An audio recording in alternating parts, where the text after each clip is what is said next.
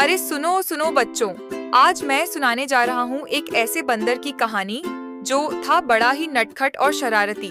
लेकिन सबसे खास बात ये थी कि उसे टोपियां पहनने का बेहद शौक था।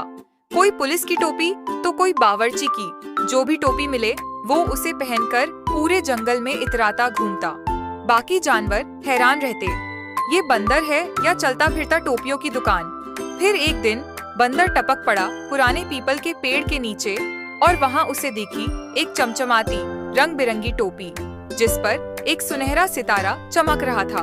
बंदर की आंखें फैल गईं, दिल बल्लियों उछलने लगा। उसने बिना देर किए वो टोपी उठा ली और सिर पर रख ली। जैसे ही टोपी उसके सिर पर आई, आसमान से एक गूंजती हुई जादुई आवाज आई, जो भी ये टोपी पहनेगा उसकी कही हर बात सच हो जाएगी। बंदर चौंका, फिर मुस्कुराया, फिर हंसने लगा और शुरू हो गया जादू का खेल। बंदर बोला, मुझे आम खाने हैं, और झटपट पेड़ भर गए पके आमों से।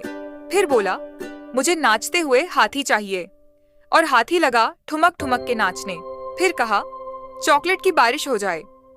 और सच में आसमान से चॉकलेट की टप टप बारिश शुरू हो गई। अब तो बंदर मजे में झूम रहा था, खा भी रहा था, नचा भी रहा था। लेकिन तभी बंदर ने मस्ती में बोल दिया, काश ये टोपी मेरे सिर से कभी ना उतरे। बस फिर क्या था, टोपी चिपक गई उसके सिर से, जैसे किसी ने उसे गोंद से चिपका दिया हो।